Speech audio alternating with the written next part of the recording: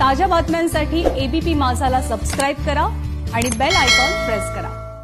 नमस्कार. आज महाराष्ट्र दिन. महाराष्ट्र आपला 60वा वर्धापन दिन साजरा करतोय आणि या निमित्तानं महाराष्ट्राच्या बद्दलचं मंथन करण्यासाठी आपल्याबरोबर आहेत राज ठाकरे, जे सातत्यानं मराठी माणूस आणि महाराष्ट्राच्या बद्दल आक्रमक भूमिका घेताना आपण ज्यांना पाहिलेलं आहे. राजजी, आपलं स्वागत. महाराष्ट्र दिनाच्या भरपूर शुभेच्छा तुम्हाला. आणि आपण सगळेच जण आता खरं तर लॉकडाऊनमध्ये आहोत आणि लॉकडाऊनमधला हा खरं तर हीरक महोत्सवी महाराष्ट्र दिन आपण साजरा करतोय. काय तुमच्या पहिल्या भावना आहेत? किती सुखावणारं, किती त्रासदायक आहे आत्ताचं सगळं वातावरण, लॉकडाऊन खास करून? यात सुखावणारं काहीच नाहीये, कारण ह्याच्यात कुठच्याही बाजूने सुख नाहीये. परंतु अशा प्रकारे शांतता अनुभवायला मिळणं हे मला असं वाटतं गेल्या कित्येक वर्षामध्ये मला आठवतच नाही. मला जन्मापासून, कधीपासून, जेव्हापासून समज आली तेव्हापासून आठवत नाही कधी इतकी शांतता आपण कधी अनुभवली आहे. काहीतरी आपण बाहेरगावी जातो, कुठेतरी जंगलामध्ये किंवा इतर ठिकाणी जातो, त्यावेळेला जी शांतता असते आपल्याला असं वाटतं काय शांतता आहे. ती शांतता आपल्याला इथे आज शहरांमध्ये आणि सगळ्या ठिकाणी अनुभवायला मिळते. पक्ष्यांचे आवाज ऐकायला येत आहेत. ज्या दिवशी लॉकडाऊन सुरू झाला त्या दिवशी मी सकाळी माझी जी कुत्री आहे कन्या, तिच्याबरोबर खाली खेळत होतो. पहिलाच दिवस सकाळी, आणि एरवी कोकिळेचा जो आवाज नेहमीच येतो, आपल्याला सगळ्यांनाच ऐकू येतो इतर, पण इतक्या शांततेमध्ये इतक्या पक्ष्यांचे आवाज कधी ऐकले नव्हते. त्या कोकिळेचा आवाज, तो कुहू कुहू जो आवाज आहे, तो इतक्या शांततेत ऐकला नव्हता. ऐकू यायचाच, पण जसा जसा लॉकडाऊन वाढत गेला ना, तसा तसा तो कुहू कुहू जो आहे ना आवाज कोकिळेचा, तो मला कोविड असा ऐकू यायला लागला. म्हणजे सुरुवातीला जे सुख वाटत होतं, नंतर ते सुख नाही राहिलं. ते सुख राहिलं नाही. मला असं वाटलं कोविड कोविड अशी ओरडते की काय. पण एकूण आपण लॉकडाऊन ज्या पद्धतीनं पाळला जातोय महाराष्ट्रामध्ये, त्याबद्दल काय म्हणाल तुम्ही? लोकांचा त्याच्यामधला सहभाग, ज्या पद्धतीनं लोकांनी प्रतिसाद द्यायला पाहिजे होता, मिळतोय तसं? मला असं वाटतं अनेक ठिकाणी तो प्रतिसाद मिळालेला आहे, मिळतोही आहे. परंतु काही गोष्टी ज्याच्यामध्ये सरकारी नियोजनामध्ये काही ज्या त्रुटी आहेत, त्याच्यामधनं आपल्याला असं जाणवतं की बाबा लोक रस्त्यावरती येत आहेत किंवा लोक बाहेर येत आहेत. काही तुरळक काही गोष्टी सोडा, परंतु ज्या वेळेला तुम्ही लोकांना काही किराणा आणायचा असतो, काही रेशन आणायचं असतं, काही भाज्या आणायच्या असतात, काही गोष्टी आणायच्या असतात, त्याच्यासाठी जर समजा तुम्ही 2च तास जर समजा दुकानं उघडी ठेवली तर तिकडे गर्दी होणारच आहे. आणि अशा लॉकडाऊन मध्ये जर समजा तुम्ही लोकांना जर सांगितलं की बाबा सकाळी 9 वाजल्यापासून संध्याकाळी इतक्या वाजेपर्यंत जर समजा दुकानं उघडी, आता मला अनेक जण पुण्यामधनं पण मला सांगतायत की बाबा दूध तर सकाळी लवकर येतं, मग ते दूध घेण्यासाठी म्हणून तुम्ही सांगताय की आम्हाला तुम्ही 9 वाजता या म्हणून. असं कसं होईल? आणि जर समजा तुम्ही लोकांना तेवढी जर मोकळीक दिलीत काही गोष्टी आणण्यासाठी आणि दुकानं जर त्या प्रकारची जर उघडी ठेवलीत, लोक, मला असं वाटतं की ते जे काही डिस्टन्स ठेवण्याचं, अंतर ठेवण्याचं जे काही बंधन आहे ते पाळून लोक करतील या गोष्टी. पण सरसकट मला असं वाटतं की सगळ्या ठिकाणी असं होतंय असं मला काही दिसत नाही. काही ठिकाणची दृश्य मला चॅनलवरती आणि काही इतर फोटोग्राफ्स वगैरे आले त्याच्यामध्ये मी पाहिली, पण ते काही अगदी थोडक्या प्रमाणामध्ये ते आहे. परंतु ते आता ते किती राहील याची मला जास्ती चिंता आहे. म्हणजे मी आता जवळपास आता किती महिना, सव्वा महिना, 1.5 महिना झाला. परवा एक 3 दिवसापूर्वीची गोष्ट सांगतो. माझे एक मित्र आहेत, त्यांची पत्नी आणि त्यांचा मुलगा, हे दोघे जण गोरेगावला, ते तिथे काय ते नेचर्स बास्केट दुकान आहे, तिथे खरेदीसाठी गेले. तर तिथे ते काय अंतर ठेवून उभे राहिले वगैरे वगैरे, त्या सगळ्या गोष्टी त्यांनी घेतल्या. त्यांचा मुलगा गाडी चालवत होता, त्यांची पत्नी बाजूला बसली होती. तिथून ते हायवेला लागले आणि हायवेला लागल्या लागल्या जवळपास एक 25-30 जणांनी त्यांची गाडी घेरली आणि गाडी घेरून जेवण पाहिजे जेवण पाहिजे जेवण पाहिजे अशी ओरडायला लागली. तर त्यांची जी पत्नी होती तिने तो प्रसंग तिच्या लक्षात आला. तिने काच खाली केली. त्यांनी सांगितलं की पहिल्यांदा तुम्ही लांब व्हा, तुम्हाला काय हवंय ते सांगा. तेव्हा त्यांनी सांगितलं की आम्हाला जेवण पाहिजे. ती बोलली ठीक आहे, मी तुम्हाला जेवण लगेच पाठवते. ते बोलले आम्हाला जेवण नकोय, आम्हाला तांदूळ हवे आहेत, आम्हाला काही तेल हवंय, आम्हाला काही गहू हवाय. आता तिने बरं ती बोलली की मी लगेच तुम्हाला पाठवते. ती घरी गेली, ते सगळं सामान वगैरे सगळं मागवलं. किती जण विचारलं तर ते साधारणपणे काहीतरी एक 40-45 जण होते. तिने ते सामान दुसऱ्या दिवशी सगळं पॅक केलं, त्याला घेऊन गेली. ते सगळे जण तिची वाट बघत उभे होते. आता अशा जर अनेक घटना अनेक गोष्टी आज घडतायत, हे तुम्ही शेवटी किती वेळ हे चालू ठेवणार आहात याला पण काही मर्यादा असल्या पाहिजेत. मी समजू शकतो की अशा प्रकारचं संकट जगाने कधी पाहिलं नव्हतं, मला मान्य. परंतु शेवटी आपण लॉकडाऊन मध्ये आहोत. किती काळ आपण लॉकडाऊन मध्ये असणार आहोत? उद्या लॉकडाऊन ज्यावेळेला तुम्ही काढणार त्यावेळेला लॉकडाऊन तो तुम्ही कसा काढणार आहात याचा कुठे केंद्राकडनंही राज्याकडनंही काही सांगितलं जात नाहीये. आणि मग कसं आहे, शेवटी एक गोष्ट आपण लक्षात घेतली पाहिजे. आज तुम्ही 3 तारीख दिली आहे, मग अशाच बातम्या सुरुवात होतात की बाबा नाही कदाचित 18 पर्यंत होईल, मग काही म्हणतात 30 मे पर्यंत चालू राहील. हे शेवटी तुम्ही किती पुढे पुढे पुढे पुढे किती नेणार आहात? तो असा काही करोना असा काही मरणार नाहीये तो. बरं असं नाहीये ना की बाबा तुम्ही समजा सांगितलं 18 तारीख, तर 18 तारखेच्या संध्याकाळच्या फ्लाईटने बाबा संध्याकाळच्या फ्लाईटने करोना चाललाय, मग आपण नंतर आपण सगळं उघडू, असं नाहीये काही. की बाबा त्याचं रेल्वेचं बुकिंग आहे 18 तारखेचं की 3 तारखेचं त्याचं रेल्वेचं बुकिंग आहे, तो 3 तारखेला बाबा रेल्वेने चाललाय. शेवटी किती काळ तुम्ही ह्या गोष्टी बंद ठेवणार आहात त्याचा संपूर्ण त्याचा देशावरती, राज्यावरती, शहरांवरती होणारा आर्थिक परिणाम आपण पाहायला पाहिजे.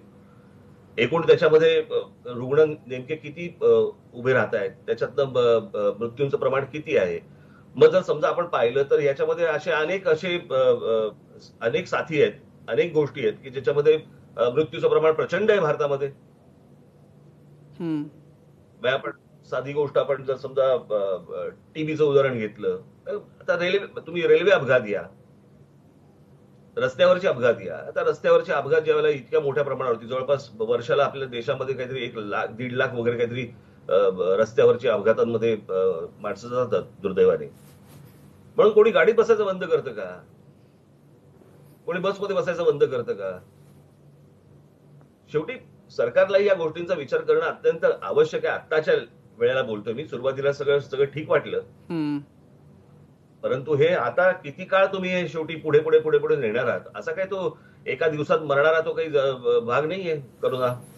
नाही, म्हणजे थोडक्यात तुम्हाला असं वाटतंय की आपण कोरोना बरोबर जगायला शिकलं पाहिजे. म्हणजे आत्ताची प्रिकॉशन म्हणून समजा काय 3 तारखेपर्यंत समजा आणखीन काही काळासाठी आणखीन समजा तो मुंबई पुण्यासारख्या ठिकाणी तो वाढवला गेला तरी सुद्धा आपल्याला हे शिकलं पाहिजे समाज म्हणून की आता आपल्याला ह्याच्या बरोबर जगायचंय. तुम्ही काळजी घ्या पण ह्याच्या बरोबर आपल्याला राहायचंय, भान ठेवा.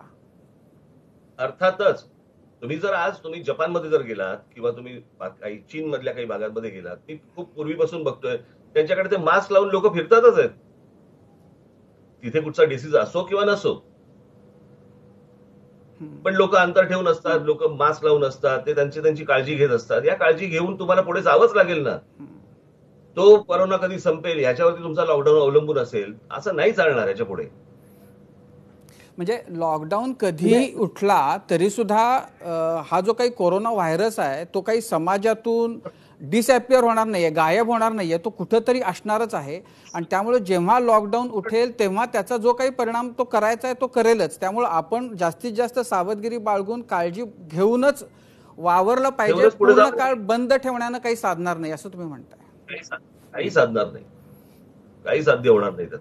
पण म्हणजे आपण देश म्हणून बघूया, महाराष्ट्र म्हणून बघूया, खास करून आज महाराष्ट्र दिन आहे आणि आपल्याला 60व्या वर्धापन दिनाच्या निमित्तानं आपण बोलतोय. तुम्हाला या पुढच्या काळामध्ये महाराष्ट्राच्या पुढची मोठी चॅलेंजेस काय दिसतात? खास करून हा कोरोना, हे लॉकडाऊन, हे सगळं असताना? कसं आहे, महाराष्ट्र हा प्रगतिशील पहिल्यापासून आहे आणि एक उत्तम चाललेली गाडी अचानक जर समजा तुम्ही बंद केली तर सुरू करायला मला असं वाटतं थोडा वेळ जाणार आहे त्याचा. आणि पुन्हा सगळे उद्योगधंदे याच्यामध्ये नोकऱ्या किती गेल्या असतील आपण कल्पनाच नाही करू शकत. मला काल कोणीतरी मला आकडा सांगितला त्याप्रमाणे काहीतरी देशामध्ये 14 का 15 कोटी लोकांच्या नोकऱ्या गेल्या. कदाचित हा आकडा जास्ती असेल, कदाचित हा आकडा कमी असेल, परंतु अशा प्रकारे जेव्हा नोकऱ्या जातील त्यावेळेला ती लोक काय करतील? आज महाराष्ट्रामधले अनेक परप्रांतीय आज त्यांच्या त्यांच्या राज्यामध्ये जायचं बघतायत. आता परवा दिवशीच त्यांना काहीतरी जाण्याची मुभा दिली. मुभा जरी तुम्ही दिलीत तरी पण एक राज्य अडता कामा नये. उद्या ते समजा गेले तिथे आणि समजा आलेच नाहीत, काही त्यांच्या वेळेप्रमाणे आलेच नाहीत, तर उद्या काय हातावर हात ठेवून बसायचं का आपण? या सगळ्या अनेक गोष्टी, त्याला अनेक काय म्हणू आपण त्याला, स्तर आहेत, लेयर्स आहेत अनेक. याच्यावरती सरकारने आत्ताच या गोष्टींचा विचार करणं आवश्यक आहे. आज ते उद्या कुठच्या तरी दुसऱ्या राज्यांमध्ये गेलेत, परत ज्यावेळेला येतील त्याला ते परत मोठ्या प्रमाणावरती तिकडनं काहीतरी अजून करोना आणि त्या सगळ्या काहीतरी गोष्टी घेऊन येतील. त्याची तपासणी कोण करणार आहे? पण राज्य महाराष्ट्रासमोरचं सगळ्यात महत्वाचं, मला महाराष्ट्राच्या समोरचं सगळ्यात महत्वाचं आत्ताचं दिसतंय ते आर्थिक संकट. हे खूप मोठं संकट आहे. याला आपण कसे सामोरे जाणार आहोत आणि केंद्रानेही काही गोष्टींचा विचार करणं आवश्यक आहे राज्यांच्या बाबतीत. म्हणजे आता हे तुम्ही जीएसटीचे पैसे अजून आलेले नाही आहेत राज्यांना. मी त्या दिवशी तो सांगितलं होतं की तुम्ही काय ते वाईन शॉप्स सुरू करा. मग काहींना वाटलं काय बाबा वाईन शॉप सुरू करा म्हणजे तळीरामांची काय बाजू घेतली वगैरे. याच्यात तळीरामांचा काय संबंध येतो? प्रश्न असा आहे की तुमच्याकडे तात्काळ पैसे राज्याला कुठून येणार आहेत? त्याचा सोर्स काय आहे? हाच सोर्स आहे, दुसरा काय सोर्स आहे? कारखाने उघडा म्हणून सांगतायत. कारखाने उघड, याच्याऐवजी कारखाने उघडा, मग उघडा.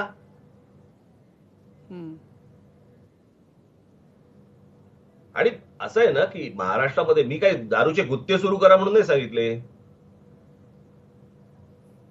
परंतु महाराष्ट्रामध्ये ज्या लोकांना तुम्ही परवानगी दिलेली आहेत, लायसन्सेस दिलेले आहेत, महाराष्ट्रामध्ये काही दारूबंदी नव्हती. लॉकडाऊनच्या आधी सुरूच होतं ना सगळ्या गोष्टी. आणि हे खातं किती महत्वाचं आहे हे ज्या त्या खात्यावरती जे आजपर्यंत राहून गेलेले आहेत त्यांना नक्की त्याची जाणीव आहे, माहिती आहे त्यांना. पण ह्या बारीक बारीक या सगळ्या गोष्टींकडे आता राज्यांनी या गोष्टींचा विचार करणं खूप आवश्यक आहे. आता साधी गोष्ट आपण लक्षात घेऊया की महाराष्ट्रामधली सगळ्यात मोठी आज नाट्यसृष्टी, चित्रपटसृष्टी, तुमचं टेलिव्हिजन सिरियल्स आहेत. आज उद्या हे सुरू होणार की नाही होणार? ही लोक काय करणार? लोक उद्या थिएटरमध्ये जाणार की नाही जाणार? नुसतंच रोज आपण करुणा करुणा करुणा करतो, पण त्याच्या भोवती ज्या काही गोष्टी येतात त्याचा आपण काही विचार करताना सरकारकडनं तरी समोर येताना काही दिसत नाहीये. आता याच्यातल्या एक गोष्ट जी आता तुम्ही बोललात ते परप्रांतीयांच्या बद्दल, तर परप्रांतीयांच्या बद्दल मनसेनं आणि तुम्ही खास करून खूप आग्रही आणि आक्रमक भूमिका गेल्या अनेक काळापासून घेत आहात.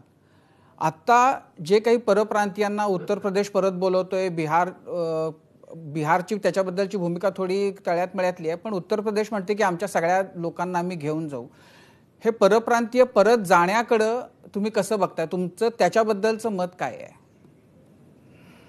कसं आहे, याच्यामध्ये मी ह्याच्या अगोदरही अनेकदा बोललेलो आहे की ज्या ज्या वेळेला महाराष्ट्रावरती संकट येईल, महाराष्ट्रावरती अवलंबून राहून तुम्ही तुमचं राज्य सोडून इकडे या राज्यामध्ये आलात, इथे सगळे पैसे कमवलेत, इथे तुम्ही सगळ्या गोष्टी केल्यात, आणि ज्या वेळेला संकट येतं त्यावेळेला तुम्हाला तुमचं राज्य आठवतं, त्यावेळेला तुम्ही तिकडे परत निघून जाता. मग तुम्ही करत असलेल्या इकडची जी कामं आहेत हे कोण करणार आहे, काय करणार आहे? मी मगाशी म्हटलं त्याप्रमाणे की महाराष्ट्र जो अवलंबून राहणं जे आहे ना, याचा महाराष्ट्राने कुठेतरी विचार करणं आज आवश्यक आहे. उद्या संकट आल्यानंतर ही जर माणसं निघून जाणार असतील तर काय उपयोग आहे? नाही, पण महाराष्ट्र त्यांच्यावर अवलंबून आहे कारण त्यांचं ते चीप लेबर मिळतं, स्वस्तातले कामगार मिळतात, म्हणून लोक त्यांच्यावर विसंबून राहतात. महाराष्ट्रामध्ये आज तुम्ही जर समजा मराठवाड्यामध्ये बघितलं, विदर्भाच्या काही भागामध्ये बघितलं, उत्तर महाराष्ट्राच्या काही भागामध्ये बघितलं, आज अशी अनेक मुलं आहेत की जे कामं शोधतायत. आपण सांगतच नाही आहोत की महाराष्ट्राच्या जी शहरं आहेत, या शहरांमध्ये कोणत्या प्रकारची कामं आहेत, या कोणत्या प्रकारची कामं करण्यासाठी म्हणून तुम्ही इथे आलं पाहिजे. त्याचबरोबरीने आपण जर समजा बघितलं तर मराठी मुलं बिनकामाची आहेत, काही काम करत नाहीत असं नाही आहे. अनेक ठिकाणी लोक काम करतायत. आता काही जी गोष्टी आहेत त्यांची जे काय म्हणू आपण त्याला, त्यांची त्यांची स्वतःची खासियत असते. उद्या तुम्ही कार्पेंटरी जर समजा घेतली तर त्याच्यामध्ये तुम्हाला राजस्थानी लोक आणि काही मुस्लिम लोक हे तुम्हाला त्याच्यामध्ये दिसतात आणि ते त्यांचा ते पारंपरिक त्या गोष्टी ते आजपर्यंत करत आलेल्या गोष्टी आहेत. ते मराठी मुलं ज्या काही गोष्टी करतात ते त्यांना नाही करता येणार. ते इथे असणं हा माझा भाग नाहीये, ते इथे येणं हा माझा विषय नाहीये, पण इथे येऊन दादागिरी करणं ह्याला माझा विरोध आहे आणि तो राहणार. माझं असं म्हणणं आहे की इथे या, तुमचे काय 4 पैसे तुम्हाला कमवायचे, मान्य मला, ही देवाणघेवाण जगभर असते, परंतु याच्यातनं तुम्ही तुमची दादागिरी या राज्यामध्ये आणा तर ते खपवलं जाणार नाही. हे आजपर्यंत मी बोलत आलो आणि बोलत राहणार. राजजी, खरं तर माझी अपेक्षा हीच आहे त्यांच्याकडनं की आज जर समजा तुम्ही महाराष्ट्रामध्ये आलेला आहात, इतकी वर्ष जर महाराष्ट्रामध्ये आहात, तुम्ही महाराष्ट्राचे व्हा. संकटकाळी जर समजा परत तुम्हाला तुमचंच राज्य जर दिसणार असेल आणि तुम्ही महाराष्ट्र सोडून जाणार असाल, हे काही योग्य नाही. तुम्हाला आता वाटतं की जे बाहेरच्या राज्यातून आलेले आहेत त्यांनी आत्ता इथंच राहिलं पाहिजे, त्यांनी जाण्याची घाई करू नये असं तुम्ही म्हणताय? नक्की म्हणतोय.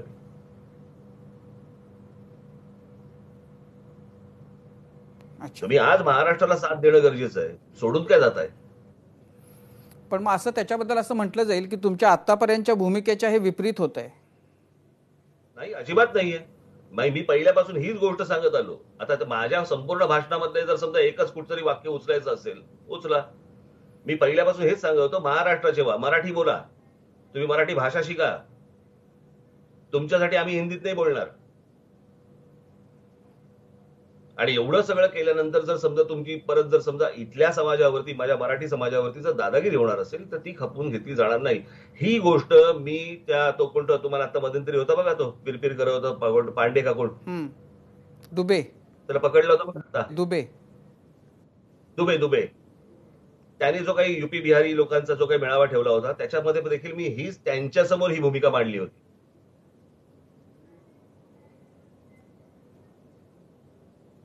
कित्येकदा त्यांचं वाईटही वाटतं, पण ते ज्या वेळेला आल्यानंतर ज्या वेळेला मान खाली घालून येतात आणि नंतर जी काय मान ताठ करतात, ही गोष्ट काही चांगली नाही, योग्य नाही, ती खपवली जाणार नाही, हे निश्चित. महाराष्ट्राची निर्मिती झाली ती काही सहज झाली नाही, खूप मोठा त्याच्यासाठी संघर्ष करावा लागला. आता आपण 60 वर्षांनंतरही हे बघतोय की हा संघर्ष आपला काही संपतच नाहीये. म्हणजे आज सुद्धा भाषेच्या बद्दल आग्रही असणं ही आपली गरज बनलेली आहे. जर नाही आपण आग्रही राहिलो तर काय होईल त्या भाषेचा असा प्रश्न पडावा, अशी स्थिती आज निर्माण आहे. आणि ती फक्त मुंबईपुरती आणि पुण्यापुरती नाहीये. गेल्या काही वर्षामध्ये मला जो बदल जाणवतोय तो आता ग्रामीण महाराष्ट्रामध्ये, महाराष्ट्रातल्या जिल्ह्याच्या ठिकाणी सुद्धा अनेक ठिकाणी तुम्हाला व्यवहार सगळे हिंदीमध्येच होताना दिसतात. जी पूर्वी एक 5-25 वर्षांपूर्वी परिस्थिती नव्हती. दुकानदार तुमच्याशी मराठीत बोलायचे, गिराईकही मराठीतच बोलायची आणि गिराईक मराठी आहे म्हणून दुकानदारांना मराठीतून बोलणं हे अनिवार्य वाटायचं. आज तशी परिस्थिती उरलेली नाहीये. हे जे आपलं मराठीचं प्रेम, आपल्याला अभिमान खूप आहे, पण आपलं मराठी प्रेम हे कुठेतरी कमी पडतंय आणि आपण आपल्या हातून सोडून देतोय आणि त्याच्यामुळे ही संघर्ष करायची वेळ येते आहे. तर याच्यातून आपण म्हणजे सुधारणार कधी, बाहेर कधी पडणार आपण? मला असं वाटतं की त्याला अनेक कंगोरे आहेत. पहिली गोष्ट म्हणजे महाराष्ट्राची प्रगती हेच महाराष्ट्रावरती संकट घेऊन आलं. म्हणजे बाकीच्या राज्यांमध्ये जी प्रगती व्हायला पाहिजे होती ती न करता तिकडची लोक जर उठून जर इकडे येणार असतील, मला मागे मी एकदा म्हटलं होतं की समजा उत्तर प्रदेश हा एक समजा भाग घेतला, मला एक 50 वर्षापूर्वीची जर समजा गोष्ट घेतली तर त्याला दाक्षिणात्य महाराष्ट्रामध्ये खूप यायचे, मुंबईमध्ये अनेक ठिकाणी यायचे. त्याच्यावरती महाराष्ट्रामध्ये दाक्षिणात्यांच्या विरोधात संघर्ष झाला. दक्षिण भारत प्रगत झाला, ती माणसं यायची बंद झाली. आज समजा उत्तर प्रदेश जर समजा आपण घेतला, खास करून उत्तर प्रदेश, तर आतापर्यंत जेवढे पंतप्रधान या देशामध्ये झाले त्यांचा मतदारसंघ हा उत्तर प्रदेश राहिला. पंडित जवाहरलाल नेहरूंचा मतदारसंघ उत्तर प्रदेश, तुमचा शास्त्रींचा, इंदिराजींचा, राजीव गांधींचा, व्ही.पी. सिंग यांचा, अटल बिहारीजी वाजपेयी यांचा, आज नरेंद्र मोदींचाही उत्तर प्रदेशच आहे. इतके पंतप्रधान ज्या राज्यामधनं बाहेर पडतात त्या राज्याची प्रगती होत नाही आणि त्या राज्यामधनं लोक बाहेर पडतात आणि दुसऱ्या राज्यांमध्ये येतात आणि त्या दुसऱ्या राज्यांना त्रास व्हायला लागतो. ही गोष्ट आपल्या राज्यकर्त्यांनी पाहणं गरजेचं नाही का? पण तुम्हाला आणि मग का त्याच्यातनं पाळत मग नाहीत? का नाही झालं हे? म्हणजे साधी गोष्ट, मध्यंतरी जेव्हा रिक्षाची परमिट द्यायची वेळ आली आणि त्याच्यामध्ये हा नियम आहे की रिक्षाची परमिट मराठी जर तुम्हाला येणं अनिवार्य आहे, तर त्याला सुद्धा सगळ्या राजकीय पक्षांनी मिळून ते हाणून पाडलं. म्हणजे जो बेसिक तुमचा कायदा सांगतो ज्या गोष्टी, हे जे राज्यकर्ते आहेत ना ह्यांचा म्हणजे हे कणाहीन झाले सगळे. म्हणजे आपलं काय आहे, आपलं बलस्थान काय आहे?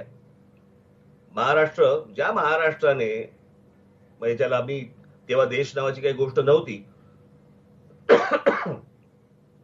परंतु या महाराष्ट्राने जे काही वर्चस्व गाजवलं आणि ते पण कुठपासून कुठपर्यंत, साधारणपणे तुम्ही जर बघितलं तर महाराजांचा राज्याभिषेक 1674 झाला. त्याच्यानंतर औरंगजेब 1707 गेला आणि 1707 ते मला असं वाटतं 1818 पर्यंत हे मराठा साम्राज्य या संपूर्ण भूभागावरती, या भूमीवरती वर्चस्व गाजवत होतं.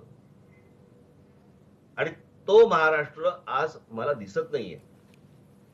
तेवढा लांब कशाला जायला पाहिजे? आतापर्यंत माननीय बाळासाहेब होते, इतके मोठमोठे नेते आजपर्यंत या महाराष्ट्रामध्ये होते की ज्यांनी महाराष्ट्राची मान दिल्लीश्वरांसमोर कधी झुकवली नाही, वाकवली नाही. 4 खडे बोल सुनावले त्यांना.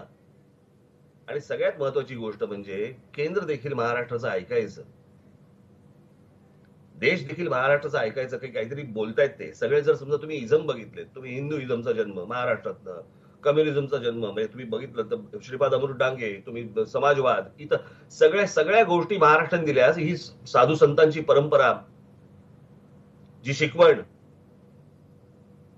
जे शिवरायांचं बंड, ते बंड म्हणजे मला या सगळ्या गोष्टींचा अभिमानच वाटतो की ज्यावेळेला सुभाष चंद्र बोस ज्यावेळेला महाराष्ट्रामध्ये आले होते आणि ते सिंहगडावरती गेले होते, त्यावेळेला त्यांच्याबरोबर काही त्यांची बंगालमधलं काही कवी आणि काही इतर साहित्यिक त्यांच्याबरोबर काही लोक होते.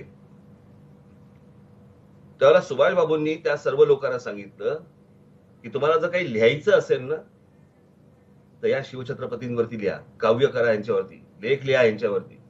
हे जेवढं तुम्ही लिहाल यांच्यावरती, जेवढं लोकांमध्ये पसरेल तेवढं स्वातंत्र्य आपल्या जवळ येत जाईल. हा महाराष्ट्राचा इतिहास जो देशाला माहिती, आज तो महाराष्ट्र विसरलाय आपला स्वतःचा इतिहास, स्वतःचा वाडा. नाही, यशवंतराव स्वतःचं चव्हाण महत्व विसरलाय. जेव्हा महाराष्ट्र त्यावेळेला सांगलीमध्ये जे यशवंतराव चव्हाणांनी एक भाषण केलं होतं, तेव्हा त्यांनी असं म्हटलं होतं की मला काही वेळेला अशी भीती वाटती की महाराष्ट्र इतका चांगलं महाराष्ट्रात आहे की याला कुणाची दृष्ट लागणार नाही ना, असं त्यांनी पहिल्या दुसऱ्याच त्यांच्या भाषणामध्ये त्यांनी बोलून दाखवलं होतं. मला आता मागं वळून बघताना असं वाटतं की स्वतंत्र महाराष्ट्र म्हणजे निर्मिती झाल्यानंतर अनेक क्षेत्रांमध्ये आपण आघाडीवर होतो. मग साहित्य असेल, संस्कृती असेल, विज्ञान असेल, कला असेल. आज आपण त्या क्षेत्रांमध्ये ती आपली आघाडी ठेवून आहोत का याचा विचार करण्याची वेळ आहे. तुम्हाला स्वतःला काय वाटतं की कोणत्या क्षेत्रामध्ये आपण त्यावेळेसारखी आघाडी मिळवून आहोत? तुम्ही किती समाधानी आहात आत्ताच्या आपल्या वेगवेगळ्या क्षेत्रातल्या स्थानाबद्दल? ते कसं आहे, बाकीची तशी राज्यही आता मोठी होत आहेत, मोठी झालेली आहेत, महाराष्ट्राकडे पाहूनच झालेली आहेत, त्यामध्ये काही वाद नाही. परंतु महाराष्ट्रामध्ये महाराष्ट्राचं जे वेगळेपण, महाराष्ट्राची ज्याला एक सांस्कृतिक जडणघडण ज्याला आपण म्हणतो, ती महाराष्ट्र कुठेतरी विसरलाय असं वाटतं. सगळ्या गोष्टी अशा, हा ठीक आहे रे चालायचंच, म्हणजे अशुद्ध मराठी बोललं तरी हा तुम्हाला समजलं ना. पण जर आपण भाषेकडे पण जर समजा असंच बघणार असू, असं नाही चालणार ना. प्रत्येक गोष्ट हा ठीक आहे चालायचंच, हे जे चालायचंच आहे ना, याच्यामध्ये आपण आपला बाणा विसरून गेलो. आपण म्हणजे आत्ता मला जे चित्र महाराष्ट्राचं जे दिसतंय ते भांबावलेपणाचं दिसतंय. म्हणजे आमच्या अनिल शिदोरेंनी एक फार छान शब्द फार छान वापरलाय की महाराष्ट्राचं होकायंत्र बिघडलंय. की जो महाराष्ट्र देशाला दिशा देणारा महाराष्ट्र, तो महाराष्ट्र हा चाचपडताना दिसतोय. आणि ते चाचपडणे याच्यासाठी आहे की जे आपले स्वकीय म्हणून, जे राज्यकर्ते म्हणून ज्यांच्याकडे आपण पाहतो, तेच जर हतबल असतील, त्यांनी जर गुडघे टेकले असतील, तर शेवटी समाजाने पाहायचं कोणाकडे.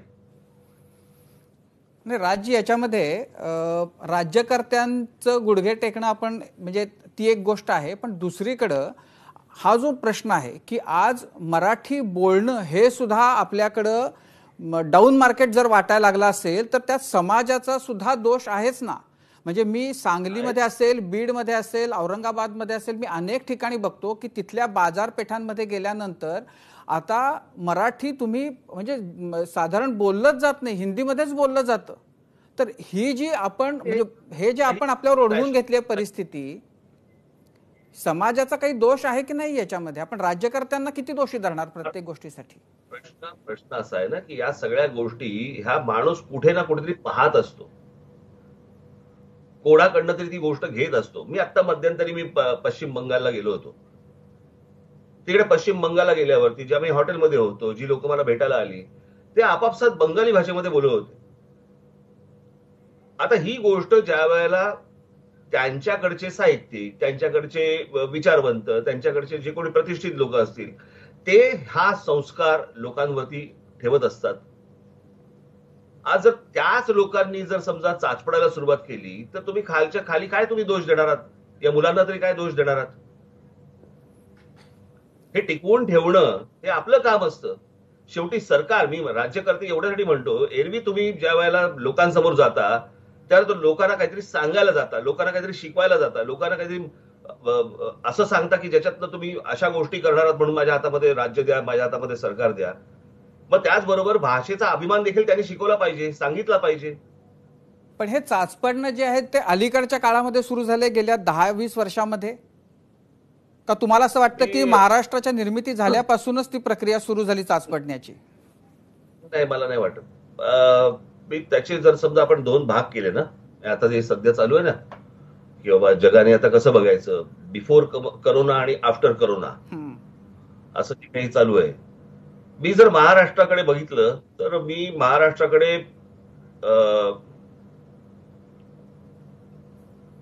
90च्या अगोदरचा महाराष्ट्र आणि 90च्या नंतरचा महाराष्ट्र,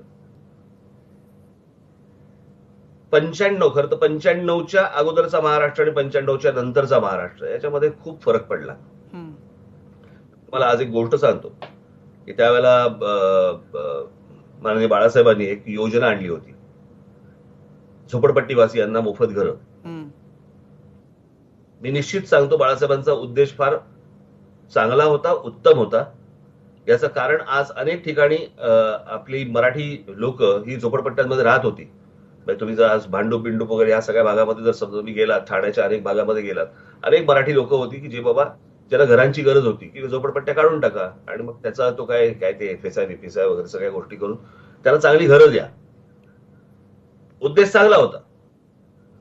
पण मुंबई महाराष्ट्रामध्ये तुम्हाला फुकट घरं मिळतायत, याच्यावरनं तुम्ही काढून बघा मी काय बोलतोय ते. 95च्या अगोदर आलेले परप्रांतीय आणि 95च्या नंतर आलेले परप्रांतीय याच्यामध्ये जमीन आसमानाचा फरक आहे. आणि मग ती जी घसरण आहे ना, भाषेपासून इतर सगळ्या गोष्टीची जी घसरण आहे, ही नंतर 95 नंतर सगळी सुरू झालेली आहे.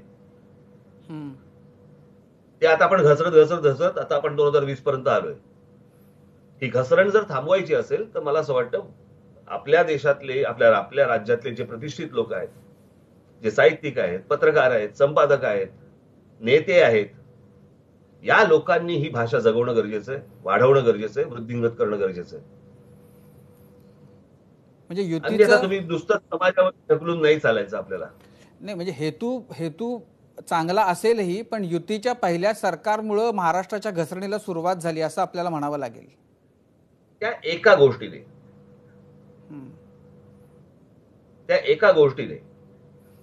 म्हणजे मुंबई पुणा रस्ता ज्यावेळेला झाला त्याचा काही असा काही वाईट परिणाम झाला. अर्थात पुण्याचं गणित बिघडलं तो भाग वेगळा. एक सुंदर टुमदार जे काही छान पुणे होतं त्याचं जे काय अकराळ विकराळ स्वरूप आज झालेलं आहे, खरं तर सगळ्याच शहरांचं झालेलं आहे. आपल्या काही त्याला आकार उकारच उरलेला नाहीये. माझ्या अनेक भाषणामध्ये मी सांगतो की कुलाबा ते माहीम आणि कुलाबा ते शिव, म्हणजे ज्याला आपण सायन म्हणतो, इथपर्यंतची जर मुंबई तुम्ही काढली तर ती प्लांट सिटी आहे, कारण ती इंग्रजांच्या काळात. आणि नंतर जे काही झालंय ते आपल्या लोकांच्या काळात झालंय. नाही, परवा रतन टाटाने त्याच्याबद्दल बोलून दाखवलं ना. रतन टाटाने सांगितलं की ज्या पद्धतीनं राजकारणी आणि बिल्डर आणि ते सगळे त्यांनी जे काय भयंकर करून टाकलं मुंबईचं, त्याच्यामुळे आज कोरोनाला आवर घालणं अवघड झालंय.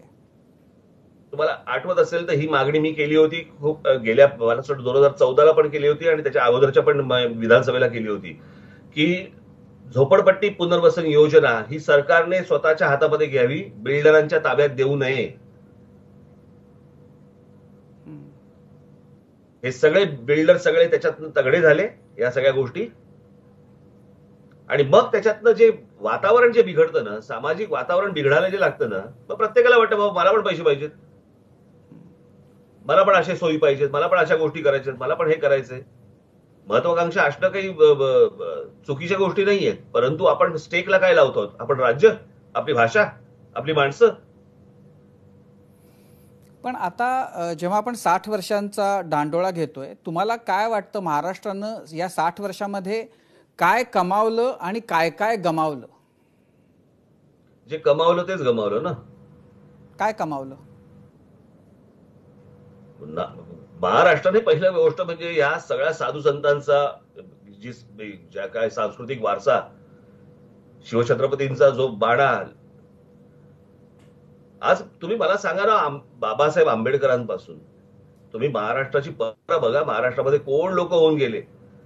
त्या दिवशी मी एक कुठचारी चित्रपट पाहत होतो, त्या चित्रपटामध्ये मी एका कुठतरी युपी का बिहार मधल्या कुठच्याही ठिकाणचा, तिथे बाबासाहेबांचा पुतळा बघितल्यावरती अंगावरती शहारा आला की अरे आपला मराठी माणूस, ज्यांनी आज या देशाची घटना लिहिली, एका समाजाला एक रस्ता दाखवला.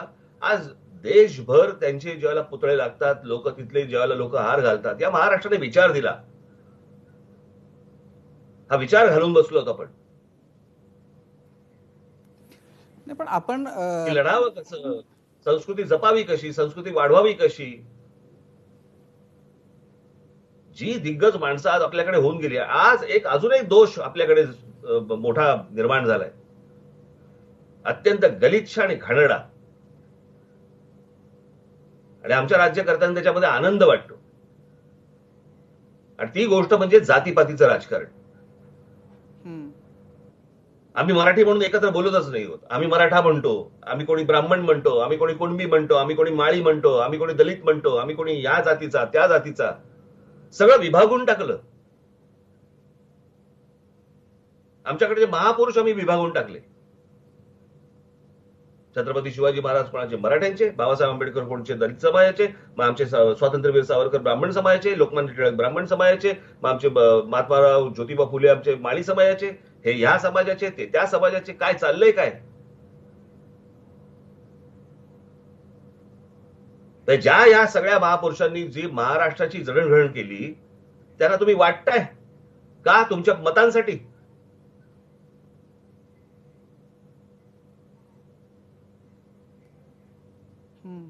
आणि ह्याच गोष्टी आपल्याला महाराष्ट्राला संपवणार. आणि हे महाराष्ट्र संपावं याच्यासाठी सगळे डोमकावळे बसलेत. त्यांना मी श्राद्धाचे कावळेच म्हणतोय. हे सगळे देशभर आहेत की महाराष्ट्रावरती कब्जा कसा करता येईल. महाराष्ट्र विभागता कसा येईल जातीपातीमध्ये, हे दुईचं राजकारण आणून महाराष्ट्र कसा वेगळा करता येईल आणि मग आपल्याला कसा हा साध्य करता येईल, ज्याच्यासाठी जे काही डोमकावळे जे टपलेले आहेत त्यांच्या ताब्यात देणार आहोत महाराष्ट्र आपण. इतकंही भान महाराष्ट्राला नाही, इतकंही भान समाजाला नाही. भाषा गमावून बसताय तुम्ही, तुमचं अस्तित्व मराठी असल्याचं तुम्ही गमावून बसताय. तुम्ही जातीमध्ये बोलताय.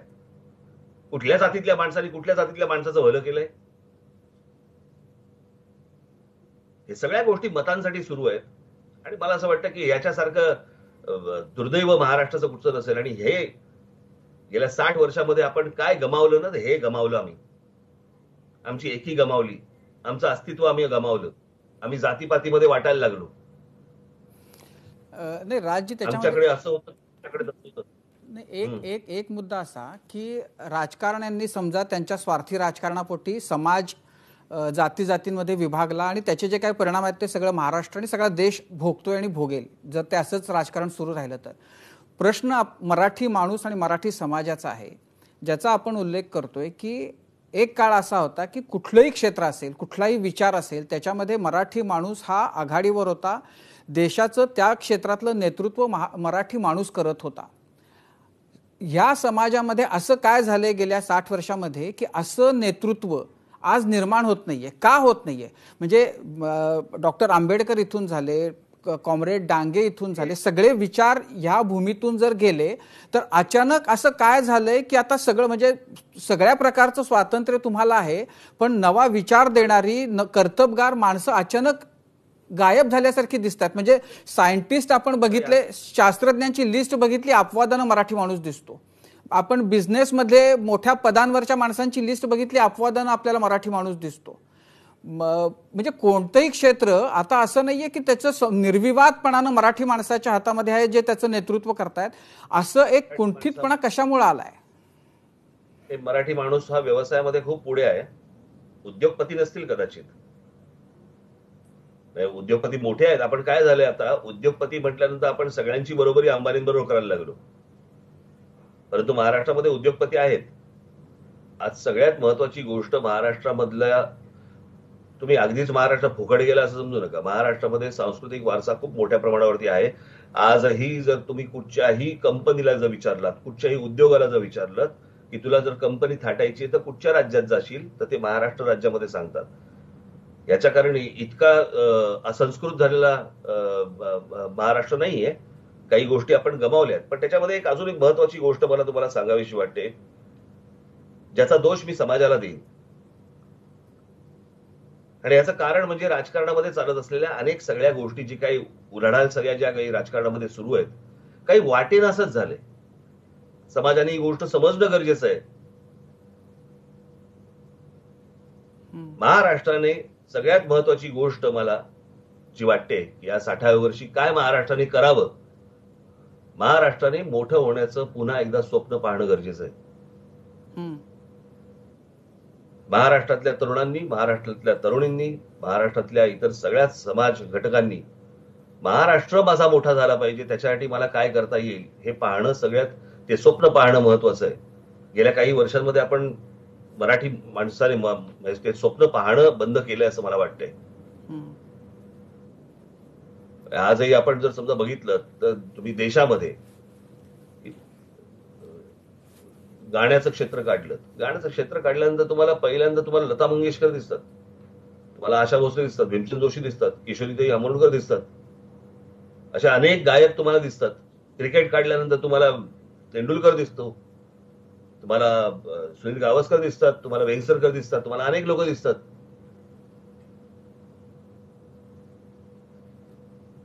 ती जी महाराष्ट्राची जी ताकद होती ना, ती ताकद कुठेतरी महाराष्ट्र स्वतःहून घालवतोय असं मला दिसतंय. जे तुमचं चांगलं आहे त्याच्यावरती लोक कब्जा करायला येणार आहेत, परंतु ते आपण सांभाळून बाकीच्या गोष्टींवरती कब्जा करणं गरजेचं आहे. हे आजपर्यंतचा इतिहास हा आपल्याला सांगत आला, तो इतिहास कुठेतरी आपण विसरलोय. नुसतं आपण म्हणायचं की अटकीपार झेंडे मराठ्यांनी फडकवले. महाराष्ट्रातल्या अनेक असंख्य जवळपास 80% 90% लोकांना माहित नाही ते अटक म्हणजे काय. आपल्याकडे अटकेपार म्हणजे अटक म्हटल्यानंतर आपल्याकडे डायरेक्ट अर्थरोड जेलच दिसतो. अटक नावाचा जो किल्ला आहे तो आज पाकिस्तानात आहे. तर तिथपर्यंत मराठा साम्राज्य गेलं होतं. या देशावरती कोणाला बसवायचं हे महाराष्ट्र ठरवत होता. आज तो महाराष्ट्र गलित गात्र, आज मी सामाजिक दृष्ट्या बोलतोय, राजकीय दृष्ट्या बोलतोय, तो ताट बाणा महाराष्ट्राचा परत कमावणं गरजेचं आहे. कसा कमवायचा आणि कसा कमवायचा म्हणजे जो आहे तो काही नाही, स्वतःचा विचार करायचा. मला असं वाटतं हा लॉकडाऊन त्याच्यासाठी उपयोगी पडला असेल कदाचित. ज्याला आपण विचार मंथन म्हणतो, आपण सिंहावलोकन म्हणतो, ही गोष्ट आताच्या या दिवसांमध्ये करणं गरजेचं आहे. प्रत्येकाने करणं गरजेचं आहे की आपण काय गमावलंय, आपण काय कमावलंय. पण राजजी, मला असं वाटतं की म्हणजे आपल्या या सगळ्या चर्चेला फक्त एक नकारात्मकच शेड नाही. खरं तर 60 वर्षामध्ये आपण अनेक गोष्टी कमावल्या. तुम्हाला कोणत्या गोष्टी अशा वाटतात की ज्या तुम्हाला खूप सुखावून जाणाऱ्या आहेत गेल्या 60 वर्षामधल्या? नाही, मी तुम्हाला सांगितलं ना, आपण 60 वर्ष अशी काढूया नको. मी मगाशी तुम्हाला म्हटलं त्याप्रमाणे 90 आणि 90 नंतरचा महाराष्ट्र, खरं तर देश पण तसाच पाहायला पाहिजे. मला वाटतं की त्याला आपण ग्लोबलायझेशनचा त्याला संदर्भ दिला पाहिजे. पोस्ट ग्लोबलायझेशन आणि आफ्टर ग्लोबलायझेशन. बरोबर आहे, अगदी बरोबर आहे. आणि त्याच्यानंतर जे महाराष्ट्राने खरं तर खूप वाढवलं, मोठं केलं. महाराष्ट्र वाढला, मोठा झाला, अजूनही मोठा झाला. परंतु ते वाढवणं आहे. आज कसं आहे की बाहेर राहणारी जी लोक आहेत, सरकार बाहेरची लोक ज्या वेळेला सरकार चालवायला लागतात तिथे काहीतरी फिसकटायला लागतं प्रकरण. सरकारने ज्या गोष्टींना उत्तेजन देणं गरजेचं आहे. आत्ताही मला आत्ताची पण गोष्ट आहे की आता हे करोनाचं सगळं सुरू आहे ना, ते पीपीई किट्स, बरोबर. आता ते पीपीई किट्स केंद्र का सांगते तुम्हाला की ते तुम्ही घ्यायचे नाहीत, आम्ही देणार म्हणून? आणि राज्यांचं जे अस्तित्व आहे ते अबाधित ठेवणं गरजेचं आहे, राहणं गरजेचं आहे. महाराष्ट्राने स्वतःची जी ओळख आहे ही विसरता कामा नये.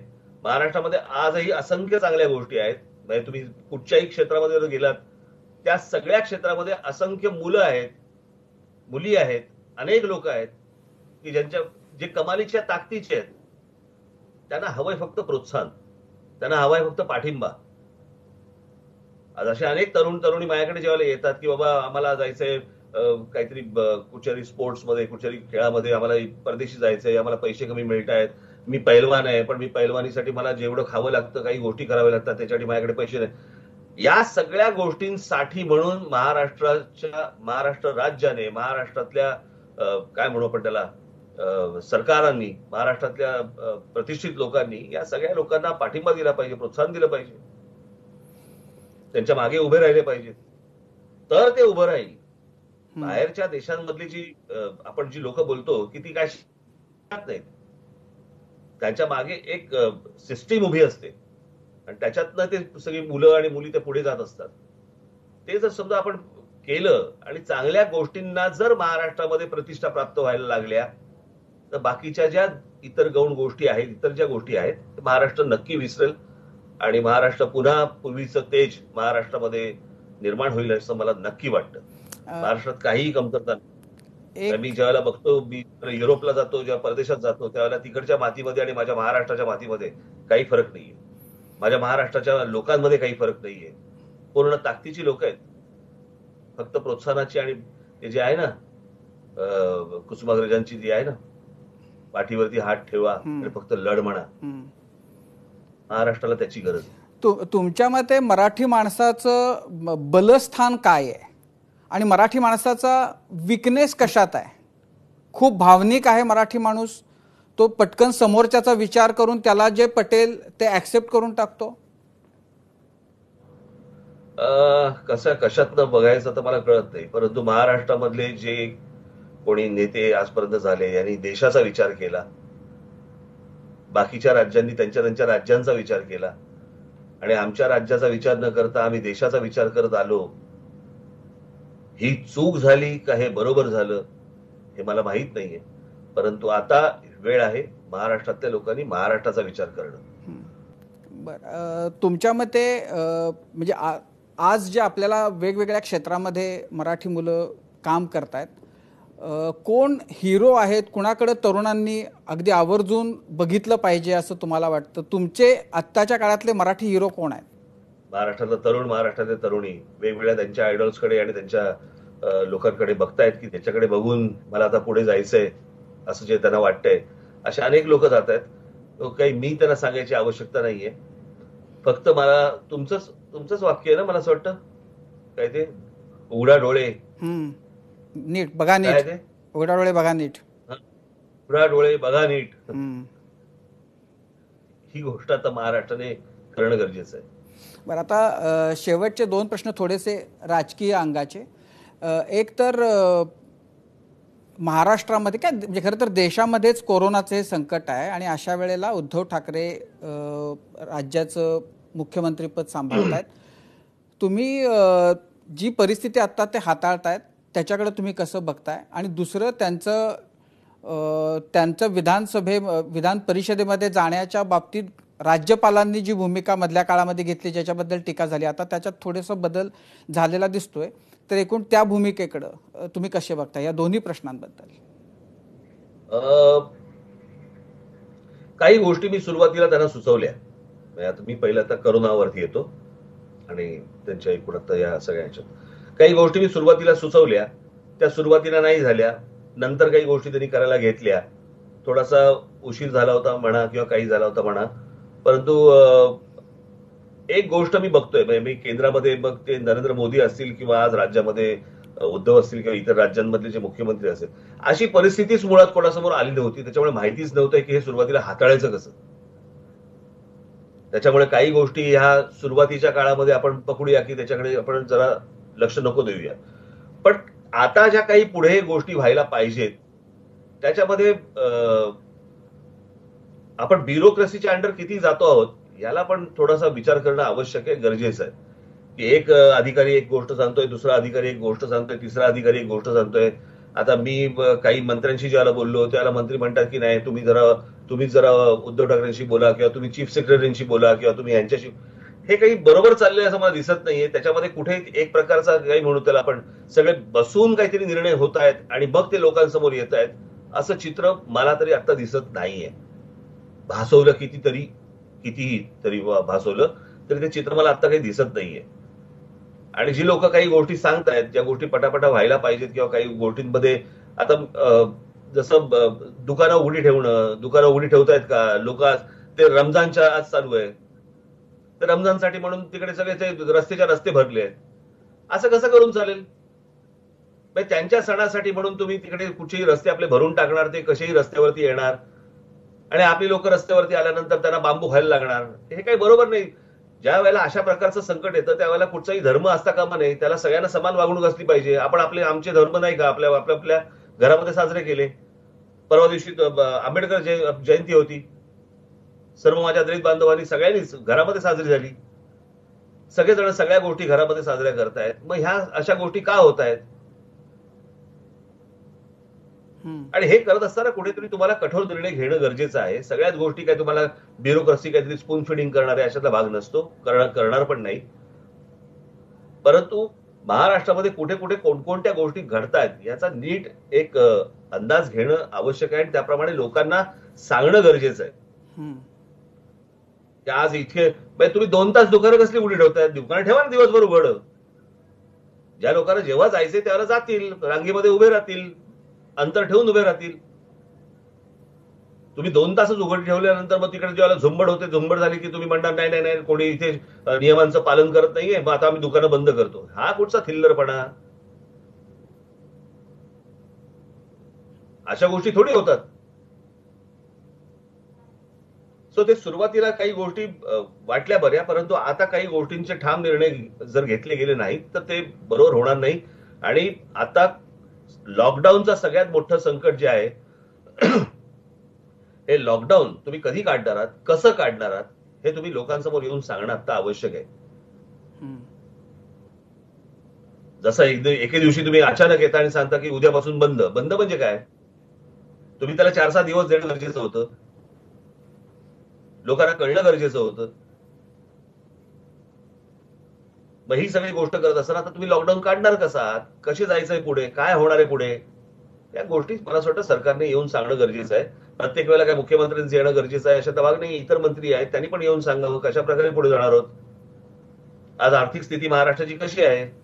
महाराष्ट्रातल्या आज तुम्ही आज सगळेजण आपले डॉक्टरांचे आभार मानतायत, महानगरपालिकेच्या लोकांचे आभार मानतायत, त्याच्यानंतर पोलिसांचे आभार मानतायत, ह्यांचे आभार मानतायत.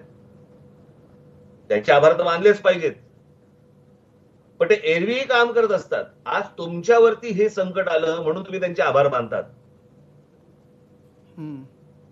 एरवी ज्यावेळेला डॉक्टर काम करत असतात, एरवी ज्यावेळेला पोलीस काम करत असतात, तुमच्या सणासुदीला ज्यावेळेला ते सगळ्यात स्वतःचे सण बाजूला सारून ज्यावेळेला तिकडे काम करत असतात, उभे असतात, कोणी आभार मानायला जात नाही त्या पोलिसांचे, कोणी आभार मानायला जात नाही त्या डॉक्टरांचे. आज पण सायन हॉस्पिटलमध्ये आज 2-3 घटना अशा घडल्या की तिकडे डॉक्टरांवरती हात उगारले गेले, त्यांना मारले गेले. हा काय प्रकार आहे? आणि ते पेवत फुटले सगळीकडे. ह्याचे आभार माना, त्याचे आभार माना, त्याचे आभार माना. एरवी नाही दिसत. तुमच्या गळ्याशी आलं म्हणून तुम्ही आभार मानताय.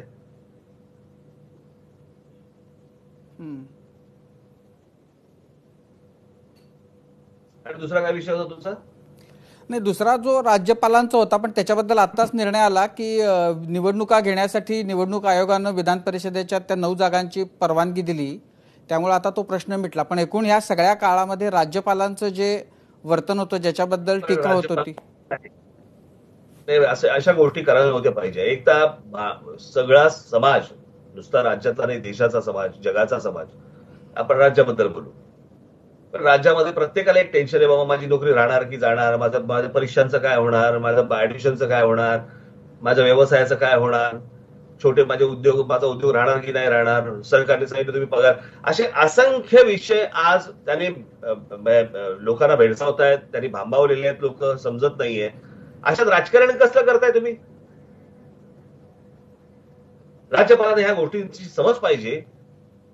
राज्यपालांच्या आडून जर समजा कोणी राजकारण करत असतील तर त्यांना ह्या गोष्टींची समज पाहिजे की आता आपण कशातनं जातो आहोत आणि आपण कसलं राजकारण करतो. हे एकदा सगळ्या गोष्टी स्थिरस्थावर झाल्यानंतर तुम्ही तुमचे पाय ओढायला तुम्ही मोकळे आहात ना, तुमच्या झिंज्या उपटायला तुम्ही मोकळे आहात. ही काय वेळ आहे का? लोक कशातनं चालली आहेत,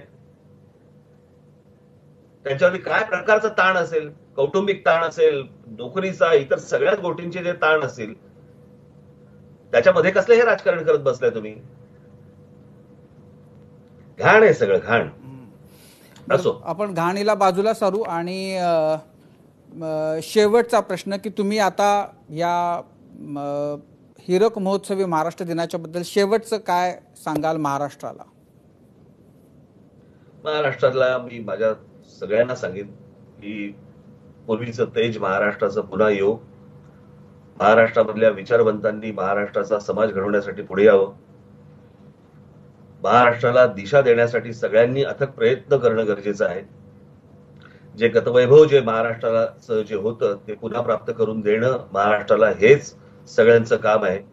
मग ते नाट्य क्षेत्र असो, ते साहित्य क्षेत्र असो, ते चित्रपट श्रेष्ठ क्षेत्र असो, ते खेळांचं क्षेत्र असो, राजकीय क्षेत्र असो, इथं सगळे जी काही क्षेत्रांमध्ये महाराष्ट्र आजपर्यंत वरती होता त्या सगळ्या क्षेत्रांमध्ये सगळ्यांनी